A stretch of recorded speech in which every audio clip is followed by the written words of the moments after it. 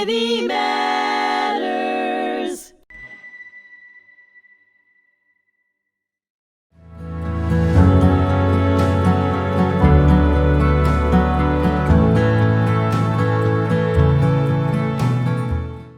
Hello, and thank you for joining me today. I'm your host, Arnie Herz, and on today's episode of Habits of a Whole Heart on HMTV, my special guest, Rabbi Shalom Paltiel, will join me for our third conversation about habits of a whole heart from a Jewish perspective.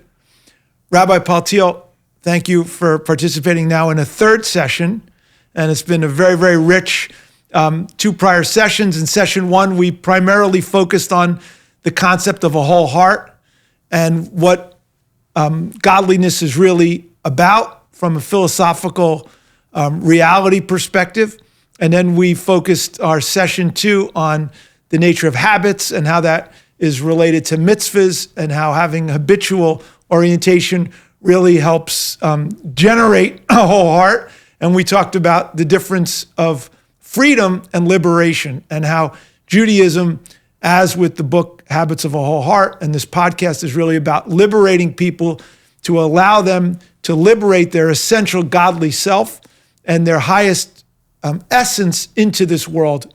And now on this third episode, I'd like to focus in on the practical application of some of the mitzvahs that are the core mitzvahs of Judaism and how those mitzvahs or habits on a regular basis really enables and empowers one to experience wholeness, the technology of that on a very pragmatic level so that people can see how these are very enormously powerful tools that have been in existence for 3,500 years, and how by adopting these tools in today's life, how relevant they are. And you mentioned in episode, I think, number 2, about how I have a daily Torah class that I give on Zoom every single day from 8:30 to 9. It's open to the public, so if anyone's interested, they can contact me and log in by Zoom. And the whole essence of that daily program is to show how Torah, the lessons of Torah, are essentially relevant for our lives today. And by applying those, it helps us liberate the godly soul within to a full expression of an experience of wholeness and fullness in life. So thank you again for being here for session number 3. It's a pleasure to be back. And I feel like this is becoming a little bit of a habit. It is a habit. I like that. So I want to just turn the table for a moment, if I may. You know, it was fun talking philosophically, and then we talked about it in terms of the value of habits. But now we're talking practically and seeing how the mitzvahs really work. And you know, your life story and your journey is much more interesting than mine, certainly in that vein, because you're a guy who came from, you know, a mainstream American Jewish family. You know, you had a bar mitzvah, but you're walking around with a kippah. You're keeping Shabbos, you know, you're keeping kosher.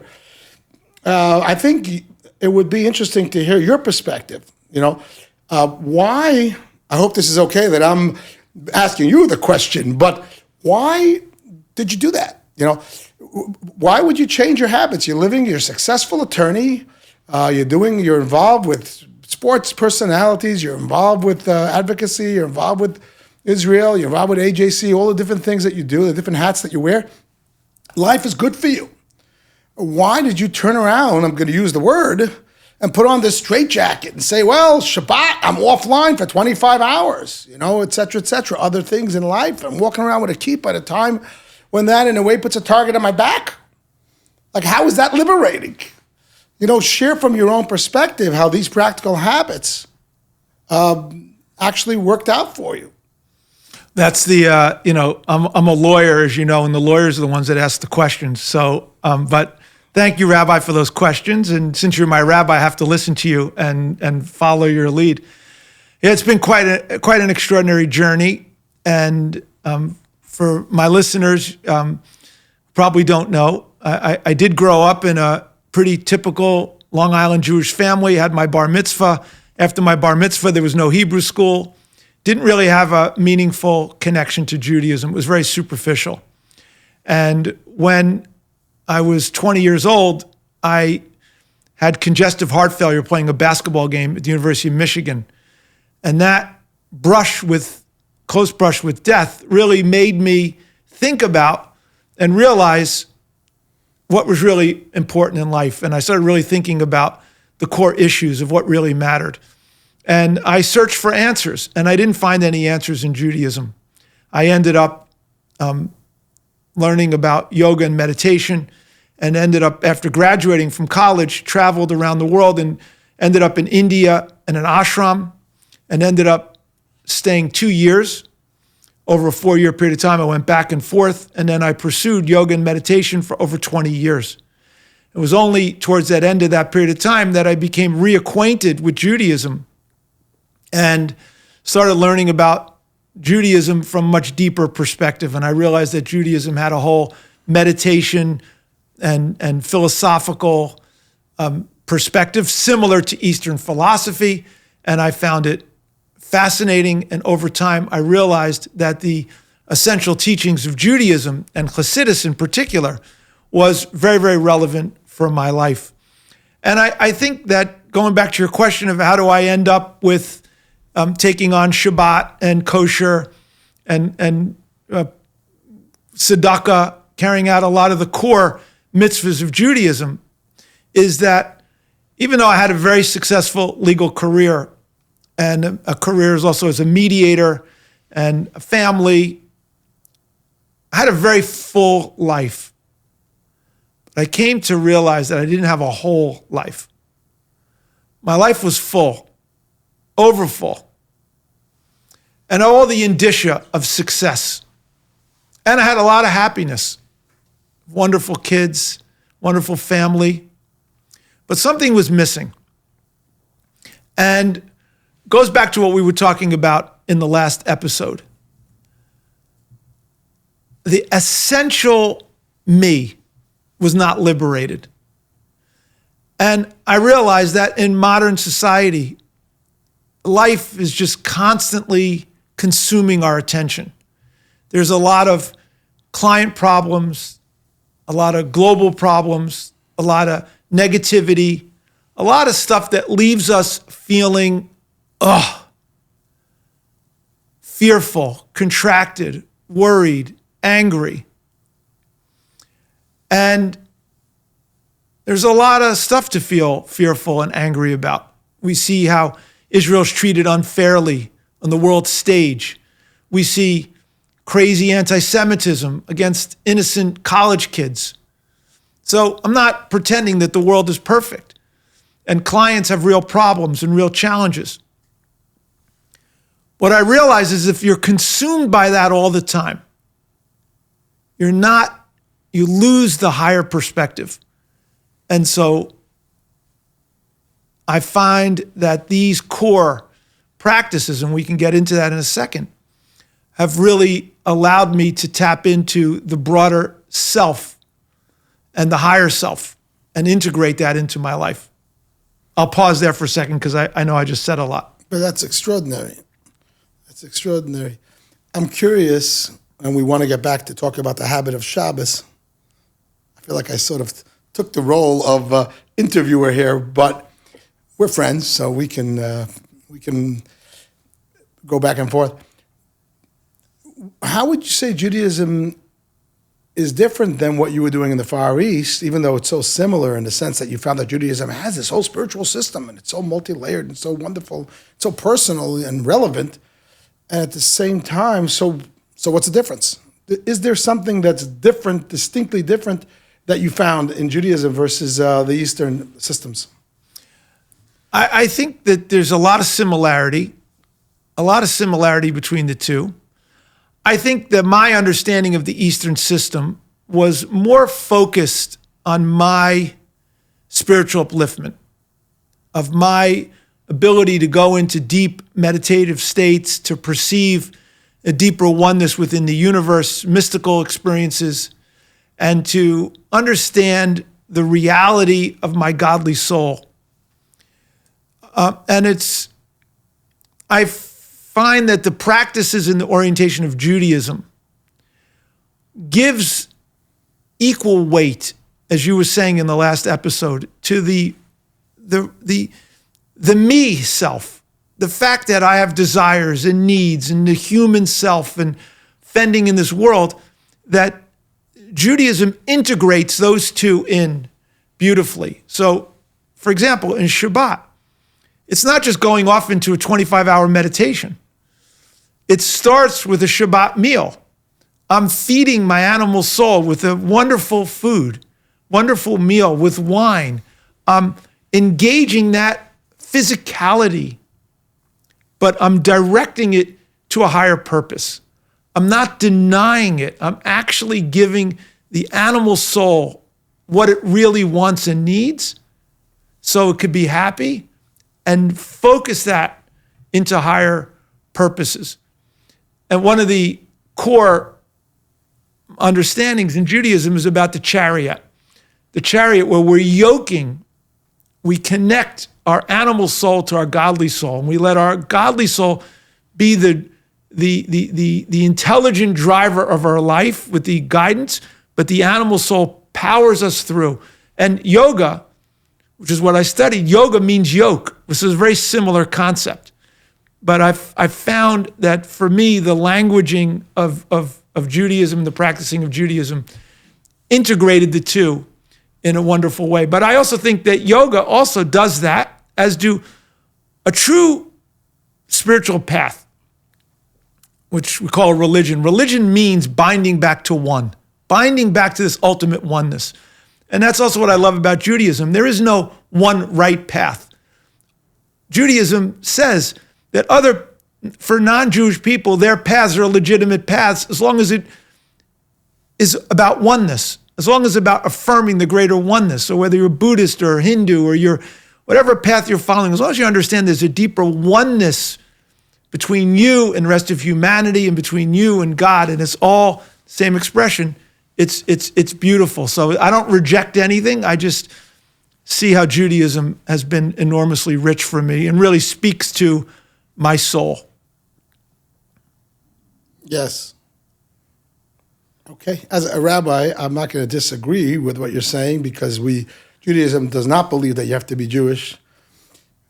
But I would just temper a little bit my agreement on that statement that every path is kosher.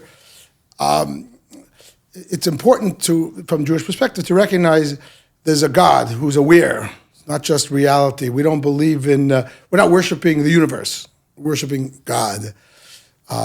He has a name. He has a personality. In fact, everything that we have is an extension of God. So just putting that out there, just as a little rabbinic disclaimer.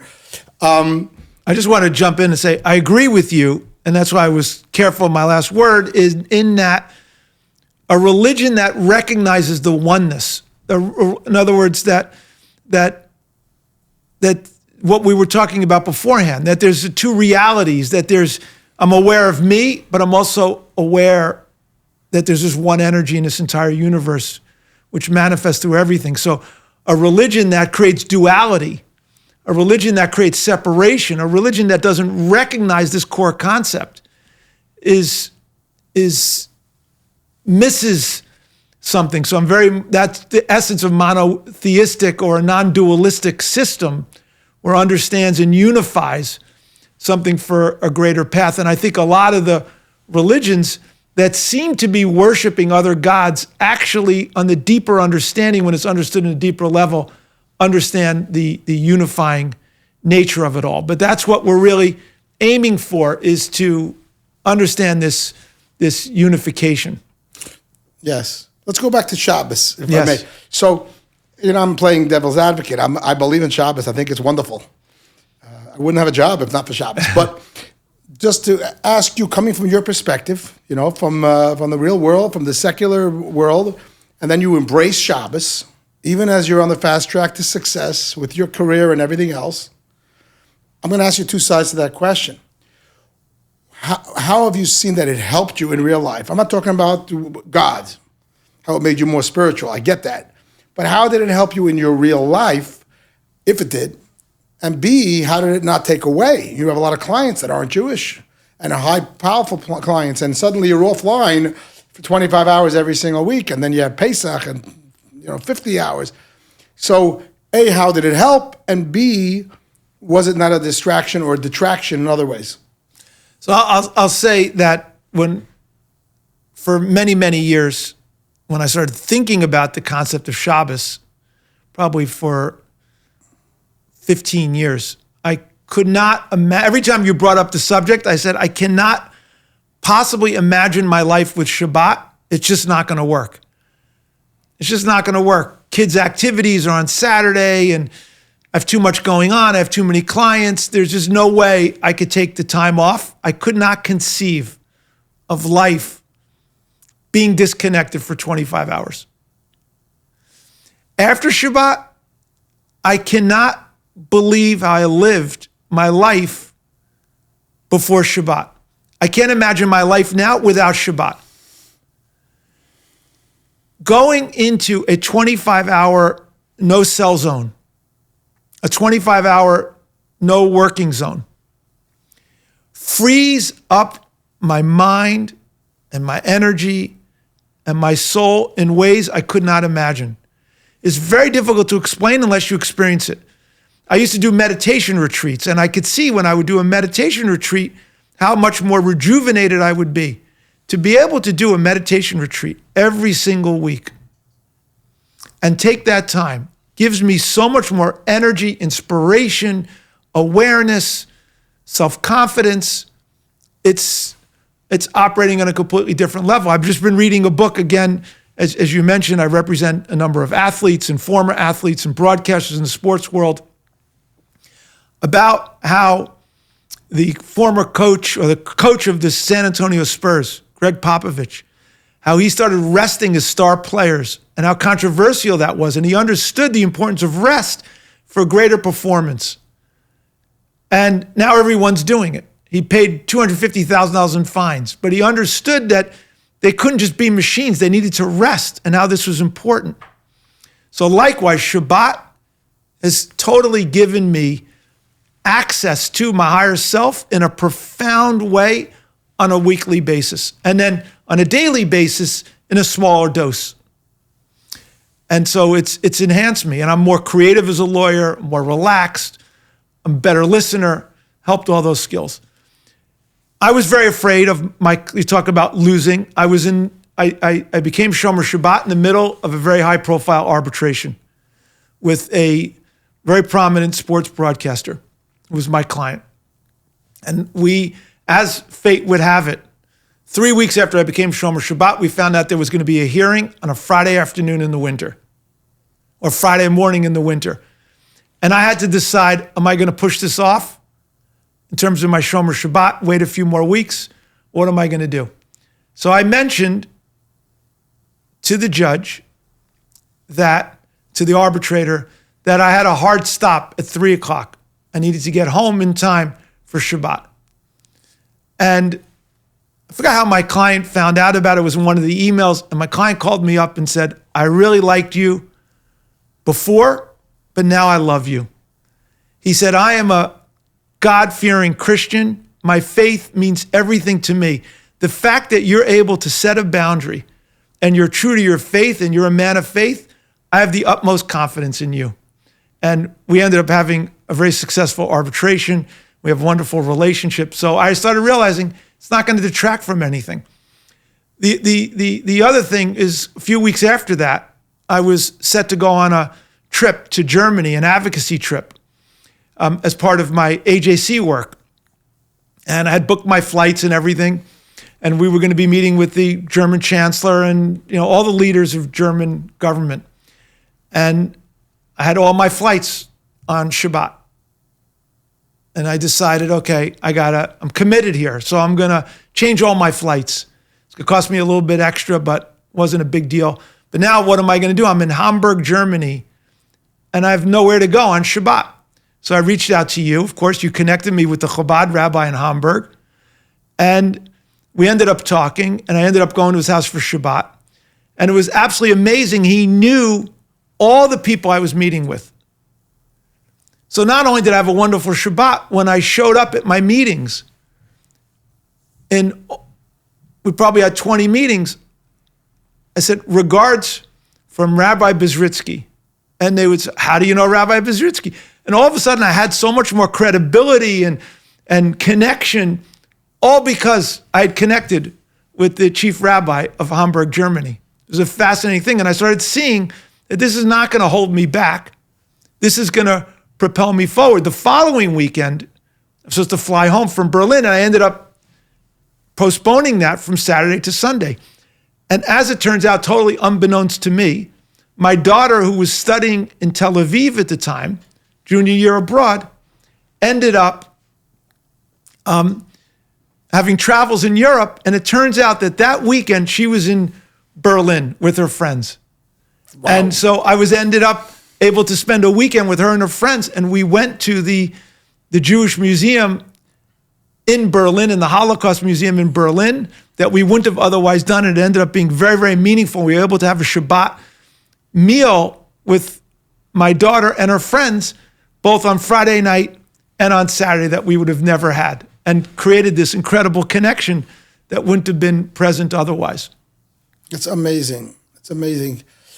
You know, I one of the things that gives me tremendous respect for you, it's a whole list.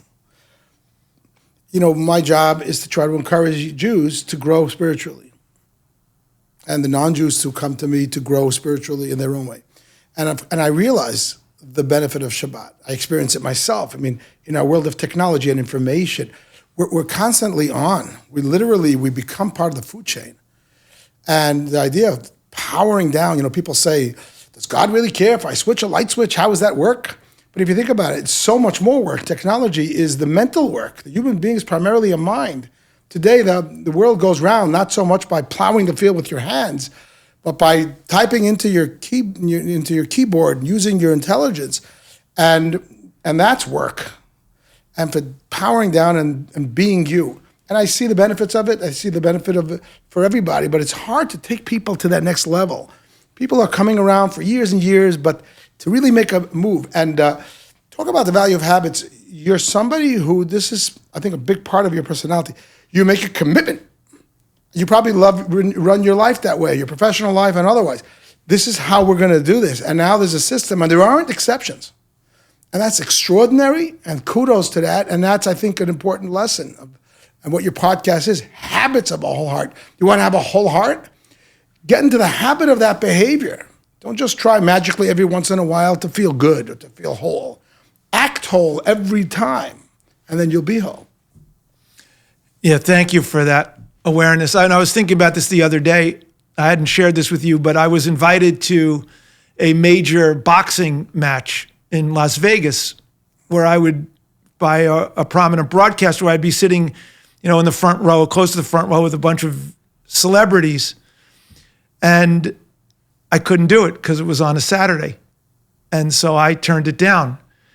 And I was thinking about the other day as I was coming to shul for what was known as the Feast of Mashiach at the end of Passover, and walking by myself and thinking how I wouldn't miss this for the world, how meaningful that was. I wouldn't miss this for the boxing match in Vegas. For the boxing match in Vegas. And I realized that there's trade-offs, but it's my client couldn't believe I said no, calls me all the time when he's upset about how Israel's not being treated. If he's non-Jewish, how unfairly Israel's being treated, and how he's talking to other celebrities and broadcasters and athletes and who feel the same way, and those who don't, they're talking to them behind the scenes.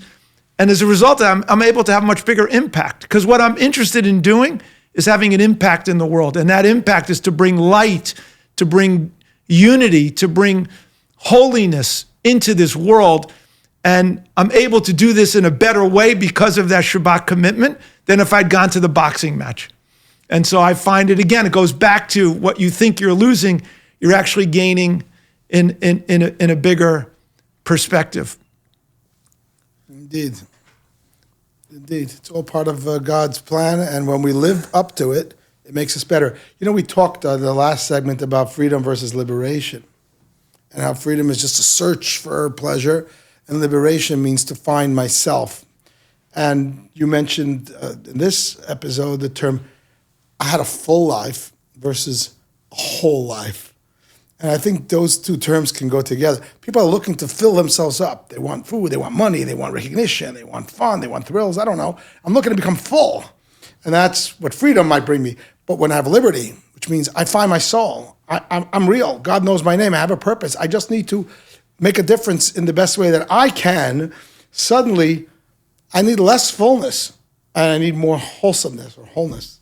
Beautiful. That's a beautiful way to end it, Rabbi. And I couldn't sum it up any better. And it's been an absolute delight having you here for these past 3 episodes. And you started off, you were concerned, would we have enough content for the first episode? And I think you could see we could go on for many more times. And hopefully we'll have you back here and we'll do another set of podcasts. So thank you very much. And to all my listeners, this is what we're aiming for, is wholeness, fullness, to be uplifted, and to not let the challenges and difficulties of our time hold us down, hold us back, and we can be uplifted.